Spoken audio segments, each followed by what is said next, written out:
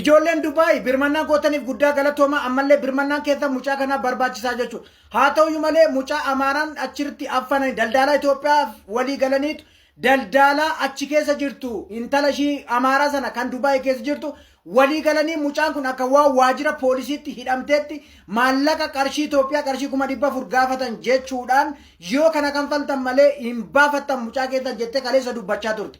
Har'a garuu viidiyoo ani irratti dalagnaan mucaan kun baateetti jedhani waajjirri poolisii jedhanii jette. An viidiyoo irratti dalagnaan viidiyoo sana arganii jechuudha.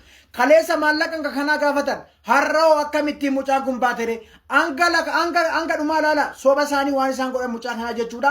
Viidiyoo ishiin kaleessa jette dhaggeeffadhaa. Viidiyoo ishiin har'a immoo baateetti jette dhaggeeffadhaa. Akkuma viidiyoo ani irratti hojjedhee argite sanaan jechuudha. Har'allee ijoolleen Dubaay jirtan, ijoolleen Itoophiyaa jirtan, namicha Itoophiyaa jiruu fi mucayyoo Amaartitti ishii Dubaay jirtu sanarratti birmannaan nu barbaachisaa jechuudha. Amma mucaan kun erga baatee eessa dhaqxe? Viidiyoo kana ilaala sagalee ishii. Dhaggeeffadhaa akkuma ishiin viidiyoo koo argitee waan ishiin jettu jechuudha. ታረቀኝ እኔ በኋላ ትንሽ ቆይቼ ፖሊስ ጣቢያ ሄዳለሁ።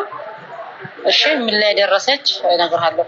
እኔ ሙስለታ መሽለታ ነው ቅዳሜ ዕለት እንደዚህ በቃ ዓርብ ዕለት አግኝቻታለሁ ብያለሁ፣ አገናኝቻታለሁ። ቅዳሜ ነይ ብለውኝ ነበር፣ እኔ አልሄድኩኝም። እንግዲህ ልቀቋት ወደዛ የወሰዱት ማውቀው ነገር የለም እነግርሃለሁ። እሺ ሊድና dhageessanii yeroo ishiin walitti dubbatan yeroo jarri lama walitti dubbatan jechuudha kun taarraqaa inni Itoophiyaa jiruu fi intalli ishiin Dubaay jirtu Amaartitti yeroo walitti dubbatan jechuudha. Laala akkuma viidiyoo kiyya arganin jechuudha. Hanga dhumaa laala. ልጅቷ ወጣለች። እሺ ልጅቷ ወጣለች። መቼ እንደወጣች ታውቃለህ?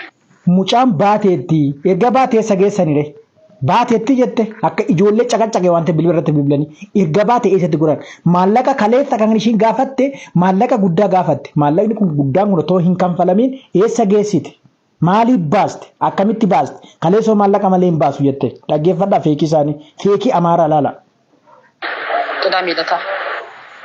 ቅዳሜ ዕለት የሆነ ወረቀት ነው መልሰው ወረቀት ነበር ፖሊስ ጣቢያ ስመልስኩላቸው ስንደውል ስልክ አታነሽም አሉ።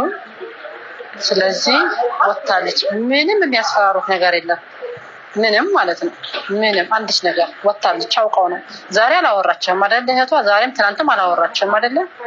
በቃ 4 ቀን ነው 5 ቀን ነው ያሰሯት። ከዛ ወጣለች። አሁን ግን ለሴትዮ መንገር ግዴታዬ ነው እነግራታለሁ።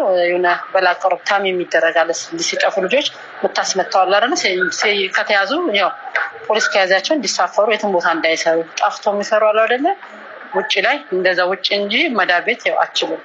አሁን እንደዛ አርጊላታለሁ ሴትዮ። በተረፈ ምንም ነገር እንደዚህ ነው እንደዚህ አሰራት ውሸታቸው ነው። በቃ 4 ቀን 5 ቀን ነው ፖሊስ ጣቢያ ቅዳሜ ነው የመጣችው።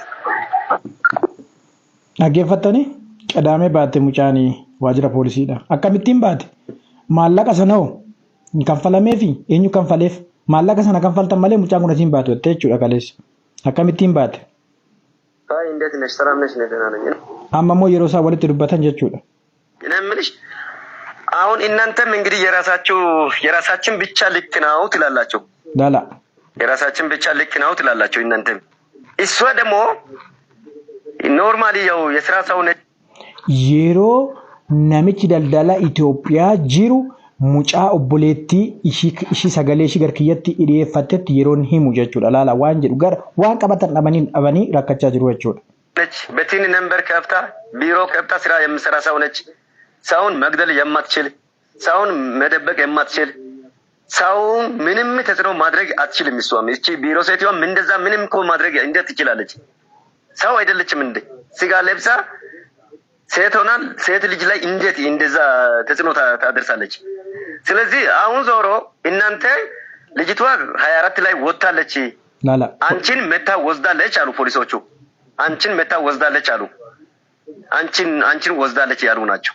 እሷ ሄዳለች አሁን ፖሊስ ጣቢያ። እሷ ዓርብ ዕለት ሄዳ ካንቺ ጋር አገናኝታለች ታውቂያለሽ። ከዛ በኋላ ለሷ የሆነ መሄድ ወረቀት አለ ከቢሮ እሱን ይዛ ወደ ፖሊስ ጣቢያ ሳትሄድ ቅዳሜ ቀረች። ሳትሄድ ቅዳሜ ቀርታት ዛሬ ስትሄድ ቅዳሜ ስለቀረች ለከሰዎቹ ያው ይጠይቃሉ። ፖሊስ መርማሪ ፖሊስ ማንንም አንድ ሰው ከታሰረ ትክክለኛ የሚከስ ሰው ካለ ፋይል ካልገባ ይፈታል። እንግዲህ 24 ሰዓት በኋላ ነው እንኳንስ ኢትዮጵያ የሚከቱት። ተጨባጭ ነገር ከሌለ 4 ሰዓት በኋላ ይፈታል። እንግዲህ የታሰረው ሰው እና እቺ ልጅ ወጣለች ሄዳ አሁን እሷ ቢሮ ስትሄድ ወጣለች እያሉ ናቸው። አገፈዳ ኮት ፉዲን ባስነ ጀደኒ ቱረኒ ሃተው ይመለ ሃራሞ ጋፈሽን ጉይጭም ኢትሚጀኔ ዋንቴፍ ጋፈሽን ነቅጥሞ ባቴት ጀደኒ ከናም ነምኒ መቱን ጅሩታና ነምኒ ዱበን ጅሩታና ኒ ኢምባሳ ዋጅር ፖሊሲ ሳትሪ ደሚ አፍር ከሰት ባሳ ነምኒ ማኒ ዱበን ጅሩታና ኒ ጀደ አገፈዳ ሲስተም ሳይ አገፈዳ ኦፊሳንቲ ዋሪሳን ጎቻ ጀረን ጃቹ ወጣለች ልጅቷ ዲቦራ ወጣለች። መቼ ነው ወጣቸው? ቅዳሜ ጠዋት ነው ወጣችው። እደባቴ ሙጫን ኩን ኤሰረቅ ከሌሶ ማለቃ ጋፈተኒ ሐራን ቪዲዮ ረት ደለግናን እቺቲን ኩን ባይ ሙጫን ኩን ባቴ ጀልቀባ ደገፈዳ ቪዲዮ ሳኒሰ ጀልቀባ ደገፈዳ ዮ ከነ ከንፈልተን ማለ ሙጫን ኬሰን ኢምባቱ የሮ ጀረን ደገፈዳ ኖርማሊ እንትን ነው ቀጥታ ከሴቲዋ ጋር ማውራት አለባት። ከመዳሟ ጋር ያወራች ናት። ከሷ ጋር በስት ናቸው። ጀልቀባ 24 ሰዓት እያወሩ ስለሚቆዩ አሁንም ቢሆን ከሷ ጋር አውርታ ትጭረስና መብቲው ጋር መጓዝ አለብን አለች። በቃ መጨረሻን ጀልቀባ ሴቲዮን አንቺ ሴቲዮን ደውለሽ ለምኝ ኢንኩ የሮሳን አፈነን ኢላ ጀቹ ዳይሮ ማለቀ ጋፈተን ለሴቲዋ ደውይ፣ ለመዳም ለዲቦራ መዳም ደውይ። አንቺ ዲቦራ መዳም ጋር ደውለሽ ከሷ ጋር መስማማት አለብሽ። እና ደግሞ እነሱ ያሉት 8000 ድራም እየተባለው ልክ ነው። 5000 መደበኛው ላላ አሁን ደግሞ ቀራማ አለ ምን አለ ነገር አለ ተደምሮ 8000 እንደሚሆን እሷም አውቃ ነው ያወራችው። አሁን አንቺ ማድረግ ያለብሽ ነገር ካለ በጸባይ ሴቲዮን እስኪ ደውይና ሴቲዮ ከፈቀደች እሷ ላንቺ ፓስፖርት ለመስጠት ፍቃደኛ መሆኑን አረጋግጭ። ፓስፖርት እንግሊዝ በሷ እጅ ነው። በሷ እጅ እንዳለ ነው ያወራች የነበረችው ሴቲዮ ቢሮ ሴቲዮ በመዳም እጅ ነው ፓስፖርት ያለው እኔ ጋር አይደለም። ስለዚህ አሁን ደግሞ ይሄን ብር ነገር ስለተ አገፈተኒ ቪዲዮ ከናቹዳ ከሌተ ማለቀ ከና ጋፈታን ሐራው ከሚቲን ባሰን ሳትሪ ገሚ አፍር ከሰቲ ዋጅሪ ፖሊሲ ነምኒ ሂማኒ ዱባን ጅሩታና እንጋዲሳን አከሚቲን ጋዲሳ ማለቀ ከሌሰ ጋፈታን ማል ጎድኒ ተከሚቲን ጋዲፋሜ ጀቹዳ erga poolisiin qabate laala jara soobduu kana jechuudha akkamittiin waan intalli jettumoo laala jalqabuma sagaafa jalqaba isaatiin dhageeffachaa duri samma baatetti jedhe waan ta'eef መላውን እንትን በይ በቃ ችግር የለውም እኛ ከፍለን እናስወጣታለን። ከፈሉና አስገቧት ስራ እናንተ ራሳችሁ ነው። በቃ ይሄ ነው ብር ነው። የሶች ልጅ 2 ወር ሰርታ ትከፍላለች ደዋል እስር ቤት ዛሬ 3 ቀን ነው። ስለዚህ ለመዳብ ስጧትና ፓስፖርት ተቀበሉ። አሁን አንቺ ጊዜ ካለሽ ከፊልሽን አስፈቅደሽ እኔና አንቺ ዱባይ መዳብ ቤት እንሂድ። ዛሬ ነው ረፍት ነኝ። ሄደን ፓስፖርቱን አምጥተን ከፖሊስ ጣቢያ እናስወጣ።